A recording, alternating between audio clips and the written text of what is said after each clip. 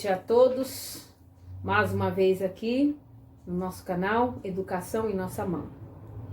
Eu quero cumprimentar a minha família, os meus amigos, minhas amigas, todos que passaram por lá, curtiu, compartilhou, fez comentários.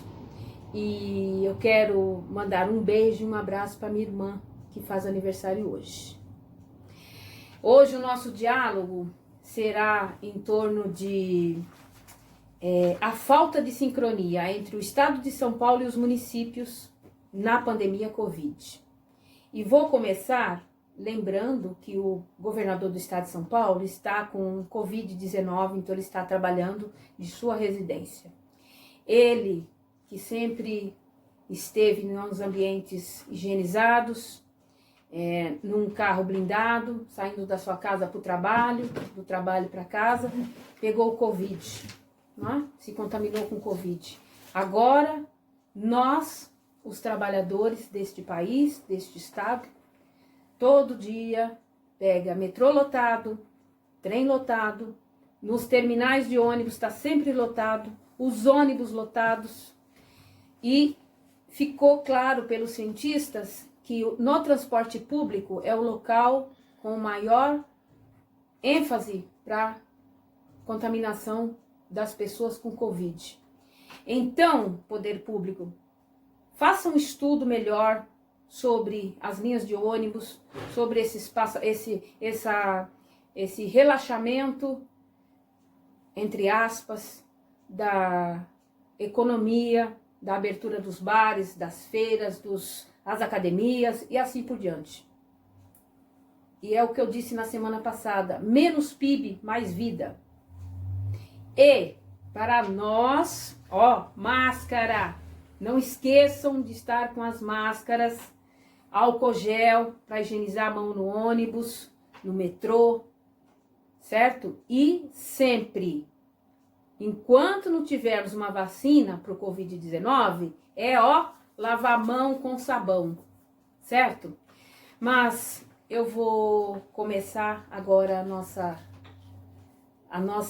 informação. Tem duas muito importantes desta semana, que foi o inquérito sorológico que o prefeito da capital de São Paulo encomendou e fez com os cientistas, né, e com os médicos epidemiologistas.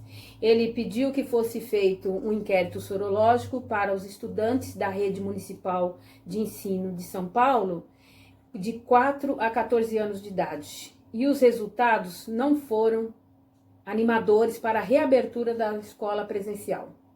16% estavam já contaminados e com certeza contaminou suas famílias. 64% não estão contaminados. Então ele colocou com muita responsabilidade, e aí vem a primeira falta de sincronia entre o estado e a capital.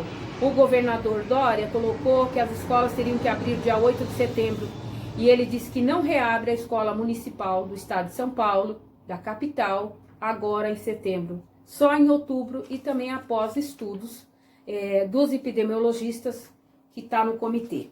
Certo? E o que significa isso? Significa que o vírus ele não tem barreira que impeça ele. A única coisa que vai impedir, a única barreira é lavar as mãos, estar de máscara, isolamento social, distanciamento de cada um, coisa que não vai ocorrer na escola pública.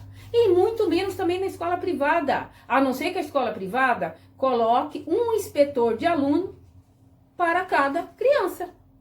E a escola privada, ela não pode, é negócio, ela não pode obrigar as famílias a levarem seus filhos para a escola, se não tiver segurança. Por mais que eles tenham colocado que a escola está com segurança, que tem espaçamento, gente, mas para as crianças isso não existe. Para as crianças é natural. E o que acontece? Com estes indicadores que essa investigação, esse inquérito sorológico mostrou, e o que o cientista está dizendo é justamente isso. As crianças estarão sujeitas a contaminar suas famílias, os professores e assim por diante. Certo? Então, por favor, as vidas não tem preço. Agora vamos falar um pouco da educação. Eu vou dar uma explicação para a pessoa que fez a pergunta sobre a educação, que é como que se divide a educação pública no Brasil. E a educação privada também. Porque não vamos ficar achando que a educação privada, ela está dissociada do sistema de educação. Não. Certo? Então, olha só. A educação, ela se divide em educação infantil. A educação infantil, ela abre duas modalidades de ensino, que é a creche, que são para as crianças de 0 a 4 anos, e a pré-escola, que começa dos 3 aos 4 anos de idade. Tem o ensino fundamental, que é do primeiro ano ao 5º ano, depois do 5º ao 8º ano, o ensino médio, ensino superior, a educação de jovens e adultos, a educação do campo, a educação especial e mais, a educação à distância. Então, esta é a modalidade, é a de ensino. E eu vou entrar no mérito, agora, bastante, sobre a educação municipal. O que é de responsabilidade dos municípios? A responsabilidade de todos os municípios, e que está descrito na LDB, que é Lei de Diretrizes de Bases, é a creche e a pré-escola. Após as prefeituras atenderem toda a demanda inscrita e não inscrita da creche e da pré-escola, aí sim ela pode começar a atender o ensino fundamental.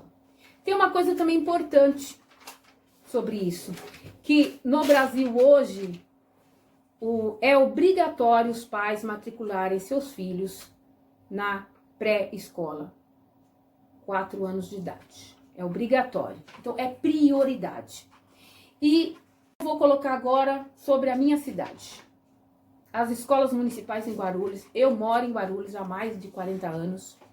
E esta semana eu vi uma escola onde a diretora coloca no Facebook que a escola dela foi revitalizada por um vereador.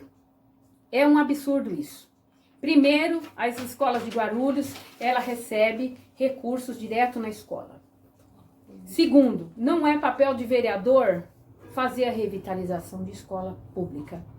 O vereador tem como papel fiscalizar essa escola, fiscalizar o prefeito e exigir do prefeito que com os recursos públicos alocados na lei de diretriz orçamentária, faça a revitalização semestral, trimestral, anual. O importante é fazer a revitalização. Fica a minha pergunta. As demais escolas da cidade de Guarulhos, que aqui eu poderia citar várias, que estão sem revitalização, que está com mato grande, que está com vidros quebrados, estão sem lâmpadas. Tem escola, gente, que não tem água. Tem escola que a rede de esgoto está misturada. Nós temos um quadro reduzido de funcionários. Então, eu faço aqui a pergunta, se o vereador não for eleito, como ficam essas escolas? E já não basta que ONGs, que têm convênio com a prefeitura, infelizmente, foi autorizado também para cada vereador ter uma ONG para fazer o atendimento da modalidade de creche e pré-escola, que é um absurdo.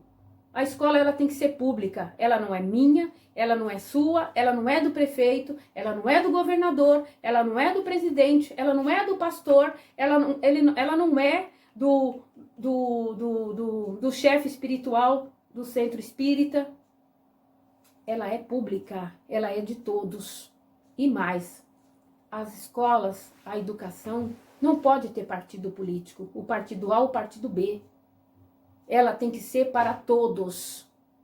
E principalmente agora, com a crise econômica no Brasil, muita gente vai deixar de estudar na escola privada. E vamos ter que recebê-los na escola pública. E a escola pública tem que estar preparada para receber todas essas crianças. E agora eu vou finalizar para voltarmos na semana que vem e dialogar mais um pouco, mais crítico, sobre o que eu acho da educação brasileira, como foi a pergunta que foi comentada lá. E eu quero colocar para vocês hoje, e em especial para todas as famílias que perderam alguém no Covid-19, ou de qualquer outra doença, ou de qualquer situação que perdeu alguém. Então eu vou ler aqui para vocês, que achei muito legal. Eu recebi e eu vou repassar para todos. Que não nos falte ânimo, força e fé. Somos mais fortes do que pensamos. E por isso precisamos ser felizes, muito mais do que imaginamos.